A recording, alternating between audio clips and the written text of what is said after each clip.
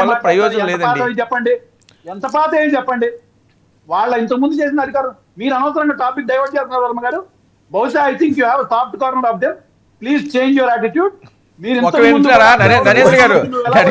నరేంద్ర గారు మీరు 18 వినండి మీరు 18 మాట్లాడితే వినండి సరే వినండి మీ కాదండి మీరు పిలిస్తే వచ్చారు సరే వినండి నేను చెప్పింది వినండి నరేంద్ర గారు మీరు ఒకసారి నా మాట కూడా వినాలి. మీరు వన్ సైడే మాట్లాడితే నేను ఏం చెప్పలేను. వినండి మీరు 2018 ఇందాక ఆయన చెప్పినప్పుడు కూడా నేను ఆపమని చెప్పాను. అనవసరమైంది అదంతా టైం వేస్ట్ అని. ఇప్పుడు మీరు 2018 తెచ్చారనుకోండి వాళ్ళు 19 నుంచి 24 వరకు పెడతారు. ఇంక మీరు ఇద్దరు మాట్లాడుకోవాలి. కరెంట్ ఇష్యూస్ పోతున్నాయి కదండి. ఇప్పుడు కరెంట్ ఇష్యూస్ పోతున్నాయి కదా. నిన్న పేరు నాని గారు మాట్లాడింది ఆయనకి అంత కాన్ఫిడెన్స్ ఏంటి అన్నది మీరే చెప్పాలా. మేము రెడీగా ఉన్నామని చెప్తున్నాము. తప్పులు ఏదైనా ప్రూవ్ చేస్తే రెడీగా ఉన్నామని చెప్తున్నాము. ప్రూవ్ చేయమని చెప్తున్నాము. సాక్ష్యాధారాలతో ఎక్కడ ఆస్కారం ఉన్నా దేనికైనా రెడీ అని చెప్తున్నాము. ఎక్కడ దాక్కోలేదని చెప్పాము.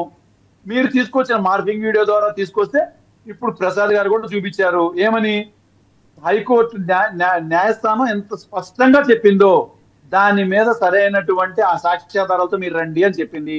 దానికి 2 వారాలు ఎందుకు పడుతుంది చెప్పండి. మీరు చెప్పండి. పోనీ 2 వారాలు ఎందుకు పడుతుంది చెప్పండి.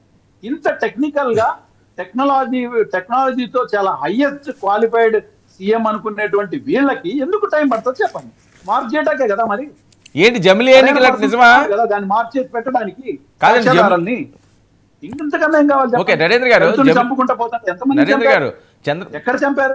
జగన్మోహన్ రెడ్డి గారు పెట్టారంటే నరేంద్ర గారు చంపడం కానీ ఏదన్నా రెడ్ బుక్ పాలన మీరు ఆ విధంగా ఆయన అంటున్నారు కదా పెన్షన్ అనేది రాగానే ఎక్కిన మొదటి నెల నుంచి ఇచ్చేసామని చెప్పని. ఈ మిగతా 6 హామీలు ఎప్పుడు చేస్తున్నారు, ఎప్పుడు చేసుకొస్తారు? నేను అడిగింది ఏంటిది? తల్లికి 100 సంవత్సరం తర్వాత ఎందుకు ఇచ్చారు? మరి కిందటి సంవత్సరం పిల్లలకి ఫీజులు ఎవరు కట్టారు?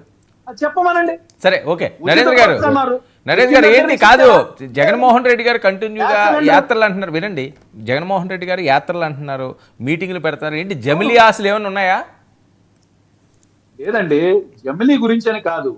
ఈ యొక్క ప్రభుత్వం ఒక్క సంవత్సరంలోనే అతి దారుణమైనటువంటి ఎన్ని రకాలుగా అభివృద్ధిని పక్కన పెట్టి కేవలం రెడ్ బుక్ రాజ్యాంగాన్ని అమలు పరుస్తూ ఎంతమంది కార్యకర్తల్ని చంపుకుంటూ వెళ్ళారో, అరెస్టులు చేయించారో, లేదా తప్పుడు కేసులు పెట్టారో, ఏదైతే ప్రజలకు తప్పుడు వాగ్దానాలతో వెన్నుపోటు రాజకీయాలు ఏదైతే వెన్నతో పెట్టిన విద్య చంద్రబాబు నాయుడు గారికి దాన్ని కంటిన్యూ చేసుకుంటా ఆయన ప్రజలకి ఎలక్షన్స్ లో ఏదైతే చెప్పిన దాన్ని ఆ ఆచరణలో పెట్టట్లేదు. ఎంతమంది కుటుంబాలు ఇబ్బంది పడుతున్నారనే విషయాన్ని ప్రజల్లోకి తీసుకెళ్లేటువంటి సమయం ఆసన్నమైందని దాన్ని తీసుకెళ్తున్నాం. సో ఇంక పాదయాత్ర మొదలైనట్టే.